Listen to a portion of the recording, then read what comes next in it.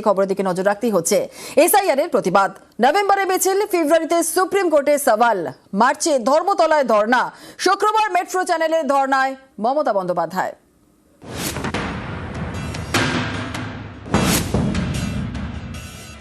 I have started my struggle from the beginning and my life will be end with the struggle. I am starting my dharna from after Dol 6th. Give me the moral support to fight for the people. And until and unless I am alive in this world. SIR এর প্রতিবাদে এবার ধর্নায় মমতা বন্দ্যোপাধ্যায়। শুক্রবার দুপুর 2টোয় ধর্নায় বসবেন তৃণমূল নেত্রী। একথা প্রথম জানান অভিষেক বন্দ্যোপাধ্যায়। 6 তারিখ মেট্রো চ্যানেলে মমতা বন্দ্যোপাধ্যায় নিজে এই নিয়ে প্রতিবাদ কর্মসূচি নিয়েছে। তিনি অবস্থান বিক্ষোভ এবং ধর্নায় দুপুর 2টো থেকে নিজে বসবেন। তারপরে পরবর্তী কর্মসূচি তিনি অ্যানাউন্স করবেন। এসআইআর করার নামে ভোটারদের নাম বাদ দেওয়ার চক্রান্ত, এই অভিযোগে শুরু থেকেই সরব মমতা বন্দ্যোপাধ্যায়। जैसे बिहार में 40 लाखों का ज्यादा आदमी को नाम निकाल दिया और बंगाल में भी करने वाला है, अगर करेगा तो घेराव कर्मसूची करेंगे। গত অক্টোবরে পশ্চিমবঙ্গে শুরু হয় এসআইআর। লক্ষ লক্ষ ভোটারকে শুনানিতে ডাকা হয়। বাড়তে থাকে হয়রানি। এসআইআর আতঙ্কে অনেকের মৃত্যু এবং আত্মহত্যার অভিযোগ ওঠে। পথে নামেন মমতা বন্দ্যোপাধ্যায়। রেড রোডে বি আর আম্বেদকরের মূর্তির সামনে থেকে মিছিল শুরু করেন, শেষ করেন জোড়াসাঁকো ঠাকুরবাড়ির কাছে। মিছিলে তৃণমূল নেত্রীর হাতে ছিল ভারতের সংবিধান। আমাদের নতুন করে প্রমাণ দিতে হবে যে we are Indian citizen or not. এতদিন পর প্রমাণ দিতে হবে। আপনার বাবা মা সার্টিফিকেট নিয়ে আসতে হবে।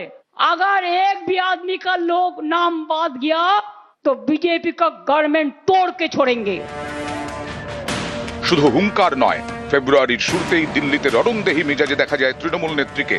এসআইআর এর জন্য হয়রানির শিকার হয়েছেন এমন বেশ কিছু পরিবারের সদস্যকে নিয়ে পৌঁছে যান রাজধানীতে। মুখ্য নির্বাচন কমিশনার জ্ঞানেশ কুমারের সঙ্গে সাক্ষাৎ করেন। দিল্লিতে নির্বাচন কমিশনের অফিসের সামনে দাঁড়িয়ে সুর চড়ান। हमारा भी जनता हमारे साथ में है, हम मैदान में लड़के लेंगे। बंगाल को टारगेट करने के लिए वो बीजेपी उसका पक्ष में है, जो मर्जी बीजेपी करेगा उसको वो करेगा, तो हमारा भी जनता हमारे साथ में है। এখানেই শেষ নয়, প্রথম মুখ্যমন্ত্রী হিসেবে দেশের শীর্ষ আদালতে সওয়ালও করেন মমতা বন্দ্যোপাধ্যায়, যা এক বেনজির ঘটনা। This court gave order that Aadhaar card will be one of the proof documents, but they said no. Said in other state, said the domicile certificate is allowed. Only they targeted Bengal on the eve of election.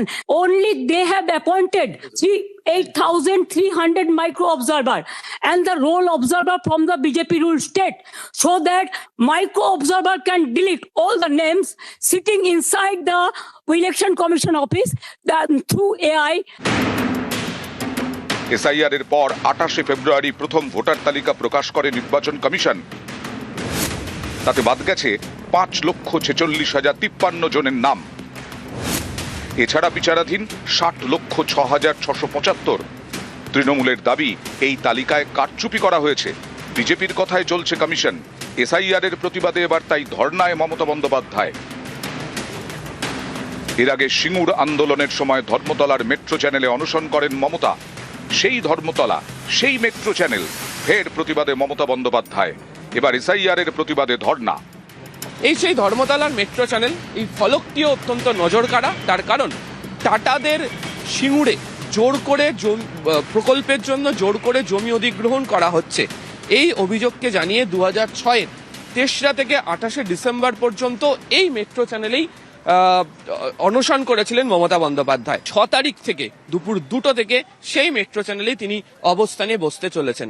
ইতিমধ্যেই দেখতে পাওয়া যাচ্ছে যে প্রস্তুতিটা শুরু হয়ে গিয়েছে, যে মূল মঞ্চ তৈরি করা হচ্ছে এবং মূল মঞ্চের পাশাপাশি রাস্তার একাংশে যারা আসবেন এই অবস্থান কর্মসূচিতে যোগ দিতে তাদের বসার জন্য ব্যবস্থা করে রাখা হচ্ছে।